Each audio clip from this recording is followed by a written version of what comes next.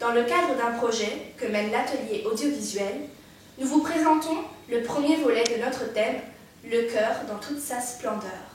Giancarlo a accepté de témoigner devant des élèves de son opération à cœur ouvert. Au-delà de ces descriptions techniques, c'est aussi un témoignage symbolique d'un homme qui s'accroche à sa vie. Je leur laisse la place, écoutez son message d'espoir. Bonjour à tous, nous sommes à l'atelier de l'audiovisuel et on vous présente Giancarlo. Qui va aujourd'hui témoigner d'une opération au cœur qui, je crois, a été faite en décembre 2011. Exactement. Et donc, pouvez-vous nous donner plus de détails? Oui, c'est une opération très classique, très simple pour les médecins et hyper compliquée pour le patient. C'est une opération qui consiste en... Vous voyez un peu comment fonctionne le cœur? Le cœur, vous savez que c'est comme une plomberie avec une pompe. Il y a plein de tuyaux partout, les veines, les artères, et puis il y a une pompe qui envoie le sang, comme dans votre salle de bain. Et moi, j'avais les tuyaux qui étaient bouchés. Il y a plusieurs artères principales, les artères coronaires et l'artère aorte, mais moi j'avais l'artère aorte et deux des principales artères coronaires bouchées, à 95%. Donc il fallait élargir. Et pour élargir, on fait quelque chose de très simple. Ou bien on introduit un petit instrument et on gratte, et puis on met ce qu'on appelle un écarteur à l'intérieur des tuyaux. Ou bien, et c'est là que ça devient terrible, on vous scie en deux, on vous ouvre les côtes, on vous coupe les artères qui vont au cœur, on enlève le cœur, on le met à côté d'un appareil, on vous branche les artères sur une pompe artificielle pour que le sang continue à fonctionner, sinon vous mourrez. Et à ce moment-là, le chirurgien a une décision à prendre. La décision est comment faire ce qu'on appelle un pontage. Un pontage, ça veut dire, supposer que ceci soit l'artère, et que ça, c'est l'endroit bouché. Le chirurgien décide d'aller avant le bouchon jusqu'à après le bouchon par un détour. Et ce détour-là, il faut qu'il le crée. Alors, ou bien il prend des veines d'ici et de là, et ça c'est la technique classique, ou bien vous tombez sur une équipe qui est absolument exceptionnelle, et ils ont décidé de faire des pontages en faisant des boutonnières. Vous voyez comment c'est une boutonnière? Ça c'est un bouton, ça c'est une boutonnière. Vous mettez le bouton dans la boutonnière, et ça fait. Donc ils ont décidé de ne pas prendre de veine et de ne pas prendre d'artère, mais de faire des raccords aux endroits où il fallait faire le pontage avec les artères mammaires. Les hommes comme les femmes ont des artères ici. Chez les hommes, elles sont moins utilisées que chez les femmes. Et donc, ils ne m'ont rien pris. Et ils ont décidé de contourner tous les blocages par des boutonnières dans les artères mammaires. C'est une très nouvelle technique à l'époque. Alors voici l'endroit où s'est fait le relais des veines, c'est au niveau de l'artère mammaire. La deuxième étape, c'est de scier le thorax à ce niveau-là. Et ensuite, le cœur est découvert et on peut voir ici les artères coronaires. Nouvelle technique à l'époque. C'était exceptionnel de tomber sur une équipe qui faisait ça comme ça. Mais voilà. Donc, une fois qu'ils ont fait les boutonnières, ils font une chose ahurissante. Ils vous remettent le cœur dedans. Ils rebranchent les endroits où ils ont coupé en cousin. Et là, le cœur n'a pas encore battu. Alors, ils prennent deux palettes électriques. Ce sont un peu comme une petite poêle, deux petites poêles qui sont branchées à un appareil. Vous les mettez sur le cœur, et puis il y a quelqu'un qui dit « on y va », fait clac, et c'est une impulsion électrique, et là, vous avez de la chance que vous n'en avez pas. Soit le cœur repart, et vous êtes à 50% sauvé, soit le cœur ne repart pas, et vous êtes mort. Comment ça se fait que tu sais autant de choses sur ton opération? Parce qu'une fois que tu as les sorties, tu regardes. J'ai pas eu le courage de regarder avant ce que c'était, parce que je savais qu'il fallait qu'on me scie, qu'il fallait qu'on m'ouvre, qu'il fallait qu'on coupe les artères, qu'on sorte le cœur, etc. Mais après, vu que j'ai trouvé que l'équipe avait été absolument exceptionnelle, et au niveau chirurgical, et surtout les équipes de réanimation, les infirmières, là j'ai voulu m'intéresser à la chose, et c'est... Je n'ai pas voulu vous apporter d'images, parce qu'elles sont choquantes, elles sont même traumatisantes, mais allez regarder, si chacun d'entre vous avec vos parents, ne regardez pas ça seul, ça existe sur Internet. Le moment le plus terrible, je pense, ça va être le son de la scie. C'est une toute petite scie comme ça, une scie qui tourne. Hein, quand elle rentre là, et qu'elle remonte. Et c'est à ce moment-là que les chirurgiens disent, ce n'est pas seulement le son, c'est aussi l'odeur. Parce que vous imaginez que quand on scie des os, ça sent mauvais. D'accord? Donc voilà en gros ce que c'est qu'une opération à cœur ouvert.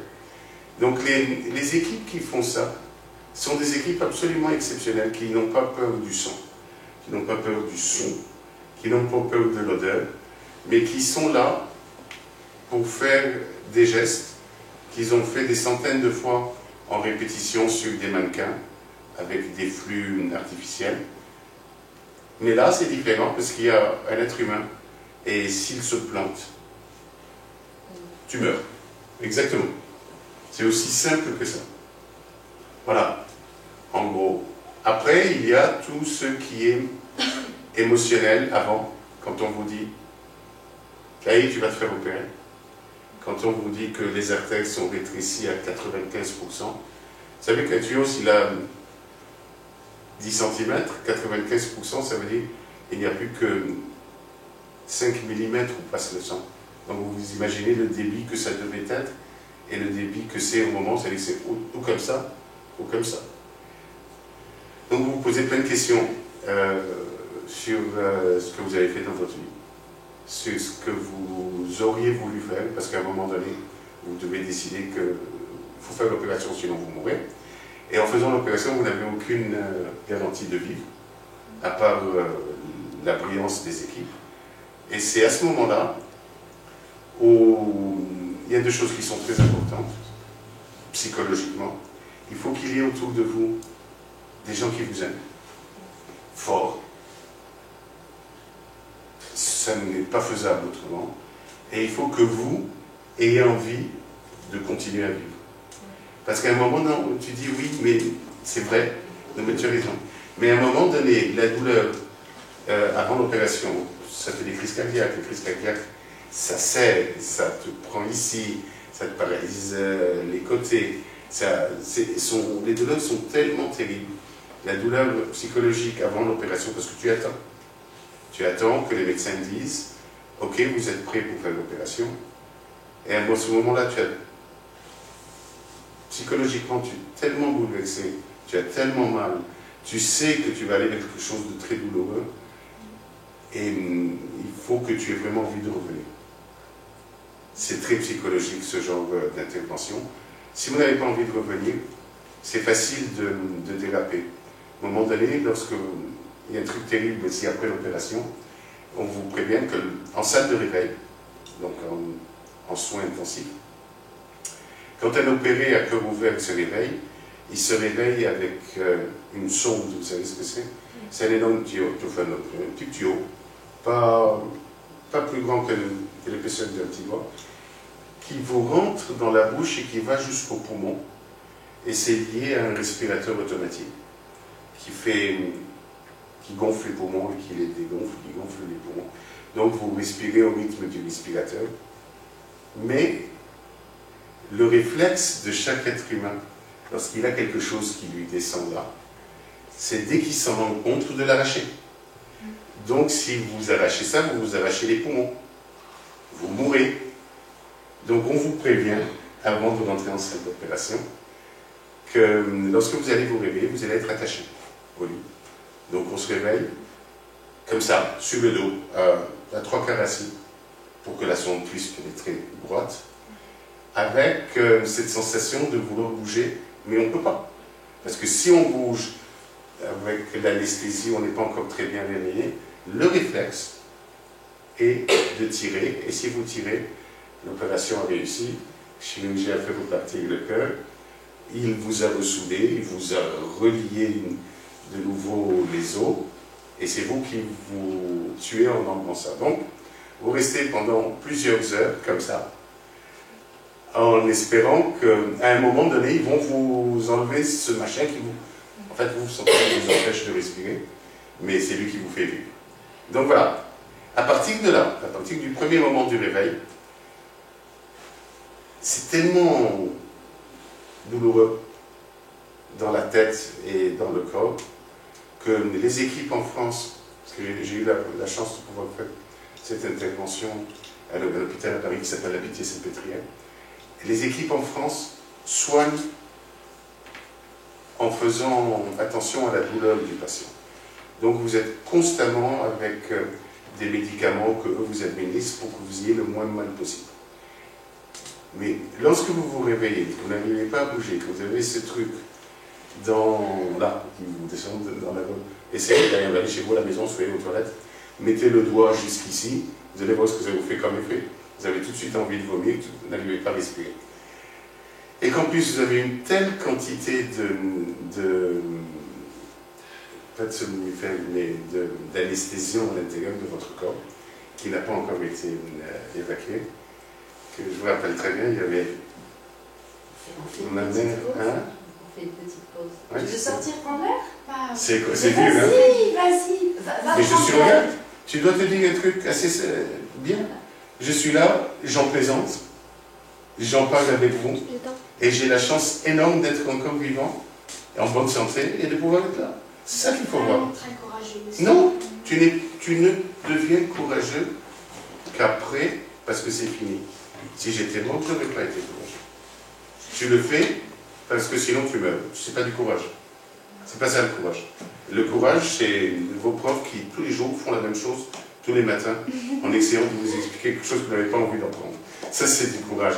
Le courage, c'est le soldat qui va se battre pour quelque chose dont il ne sait rien. Ça, le courage, c'est l'homme ou la femme de ménage qui, tous les matins, lave les toilettes parce qu'il doit faire ça pour nous. Ça, c'est du vrai courage. Il y a aussi pas mal de courage à pouvoir accepter. Non, parce que si tu ne l'acceptes pas, tu meurs. Mais oui, mais il y a des personnes, justement, il y a des personnes qui veulent vivre. Donc, Ben voilà, c'est ça. quand même un courage. Exactement. Tu t'es rendu compte des deux choses importantes. Il faut que quelqu'un t'aime et il faut que toi, tu veuilles vivre. Tu as très bien compris. C'est ça le truc. Vous voulez faire la pause? Non, on continue. Est-ce que vous voulez qu'on coupe juste le temps de penser à des questions? Ou vous avez des questions que vous voulez enchaîner maintenant? Moi ça va. Moi j'ai aussi moi des questions. J'avais des questions, Mais mais je non. Mais tu vas voir, si tu es accompagné par des personnes qui t'aiment et que tu aimes, ça te permet de vouloir rester. Et puis, je vous dis simplement pour vous donner un exemple de la douleur, vous êtes comme ça. D'abord, imaginez-vous, vous êtes tout à fait ouvert, mais avec des fils. En fait, il y a 3 couches en bas. Il y a une couche simple qu'on coupe. Il y a, ça c'est en salle d'opération. Il y a une couche un peu plus compliquée qu'on fait avec du titane, des fils de titane. En plus, j'avais 40 kilos de plus et c'était assez terrible à opérer. Et puis, il y a simplement la cicatrice ici. Alors, vu que je toussais beaucoup, mais ils m'ont fait. Il y a deux façons de recoudre, oui. La première, c'est de façon très esthétique, donc vous ne voyez pas la cicatrice. Et la deuxième, c'est quand on a un risque, on fait les choses avec du matériel qui peut tenir le coup. Donc là, ils m'ont cousu avec du gros matériel, ce qui fait, si vous voulez, je vous montrerai, ce qui fait que j'ai une cicatrice qui se voit de là jusque là. Et la douleur est telle, je vous dis, que lorsque j'ai commencé à pouvoir ouvrir les yeux, et j'avais en face de moi exactement comme sont assis vos camarades, mon épouse et ma mère. Sophia, Et il y avait entre eux 40 cm chacune sur une chaise. Je n'arrivais pas à faire comme ça avec les yeux ni avec la tête. Donc je les ai obligés à se coller et à se mettre épaule contre épaule pour que je puisse les voir toutes les deux dans le même champ de vision sans avoir à tourner la tête, parce que le simple fait de bouger les yeux me faisait une douleur énorme. Donc oui, la douleur est terrible, d'accord, mais les équipes sont tellement extraordinaires qu'elles vous permettent très rapidement de ne plus avoir mal. Oui, J'ai une question. Quelle est la sensation maintenant quand vous en parlez? Est-ce que ça vous fait encore un choc jusqu'à maintenant? Un choc émotionnel, oui. Comment Un choc émotionnel, oui. Depuis Un choc physique, non, mais émotionnel, oui. C'est toujours très émouvant de parler des gens qui vous ont aidé et de parler des gens qui vous ont ramené. Voilà, ce qui m'a ramené, principalement, ce sont mes enfants. Je comprends. Une deuxième question. Quel est l'instant où vous étiez plus animé? Comment vous avez senti que c'était la fin? Quelle était la sensation? Que vous avez eu peur de mourir? En fait, c'est assez difficile à dire. Je n'ai jamais eu peur de mourir. Ah bon? J'ai jamais. J'avais l'intime conviction que ça allait bien se passer. Ouais. Tu as la trouille le soir même, parce que tu te dis, finalement, c'est une anesthésie. Et une anesthésie, quel que soit ce que te dit le médecin anesthésiste, c'est 50-50. Tu te réveilles ou tu ne te réveilles pas. C'est ça une anesthésie. Ou ils arrivent à te ramener ou ils ne te ramènent pas. 50-50, c'était un pourcentage beaucoup plus important que ce que les médecins me donnaient comme chance de survie, parce que l'opération était tellement compliquée que j'avais 30% de réussite. Donc je savais tout ça. Tout le monde ne le savait pas, moi je le savais. Et j'ai eu confiance et j'avais envie de vivre. Alors ça vaut ce que ça vaut. Mais il faut vraiment, tu as raison, il faut vraiment vouloir. Et j'avais beaucoup de raisons de vouloir rester en vie. Ça ne suffit pas. Mais c'est très important. Merci, Jen Merci.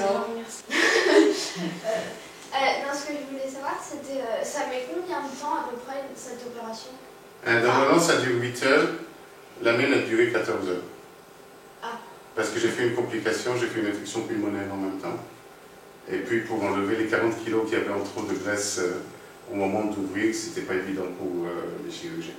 Donc oui, moi j'ai perdu dans ma mémoire, je ne me souviens pas de 36 heures de ma vie. Du 12 décembre à 6h moins le quart du matin, au lendemain à 13h30, où j'ai ouvert les yeux et je me suis dit, et d'ailleurs c'est la première question que j'ai posée, c'est est-ce que je suis mort? Et j'ai entendu l'infirmière qui était à côté de moi, qui peut-être dit non, non, tout va bien. Voilà, donc vous voyez dans quel état d'esprit vous rentrez en salle de chirurgie, vous en ressortez, et la seule chose qui compte, c'est savoir, ça y est, on est en vie ou pas. Mais pendant 36 heures, ils n'ont pas fait de pause? Non, eux, ils ont opéré pendant 14 heures. Ah oui. Le reste, c'est le réveil de l'anesthésie. Probablement, je devais avoir des phases de réveil et on me rendormait en me rajoutant de l'anesthésiant parce qu'à cause de l'infection pulmonaire. Mais moi, je ne m'en souviens pas. Mais ils sont restés dans la salle pendant 14 heures d'affilée? Oui, oui. Oui, non, ce sont de très grosses équipes, ce sont des gens... Écoutez, ils font un métier merveilleux, ils font un métier de magicien. C'est vrai? Je vous assure, parce qu'avec un truc comme celui que j'ai eu, il y a 30 ans, on mourait. Et, vous imaginez ce que c'est? Hein? On vous ouvre, on vous coupe, on vous enlève le cœur, on vous raccorde à une machine, vous n'attrapez aucune bactérie et aucun microbe parce que tout est stérile, et puis on vous rafistole. Comme un plombier, on fait des ponts, on fait des trucs, et après on vous remet le cœur, et puis on vous le rebranche, on vous le refait partir, et on vous referme, papier cadeau, on vous court, et hop, c'est ahurissant quand même. Mais ça fait quoi au réveil? Parce qu'au réveil, on doit... Au réveil, tu as l'impression... plein de choses. Mets tes mains comme ça. Mets tes mains comme ça. Appuie très fort. Très très fort. C'est comme ça au réveil. Tu es dans un casque. Tu as l'impression d'avoir la tête dans ça. C'est terrible. Je te dis, je n'arrivais pas à bouger les yeux. Ah. Ça fait très très mal. Et puis après... Et après ça, ça... en rééducation, enfin pas rééducation, mais pour reprendre un peu ses esprits, ça Tu as tout de près suite tes combien de temps? esprits. enfin au bout de la 36e heure, lorsque l'anesthésie commence à être un peu moins lourde et que tu as ouvert toi-même les yeux, et que tu restes les yeux ouverts, à ce moment-là, tu es conscient. Tu es absolument, à l'intérieur, là, c'est quelque chose d'extraordinaire.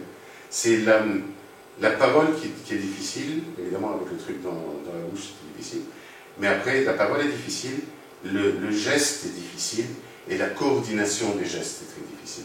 Sauf que avec ces équipes-là, une fois que j'ai été réveillé, 1h30 après, on m'a descendu du lit, et j'ai été sur un fauteuil. Un jour après, je marchais.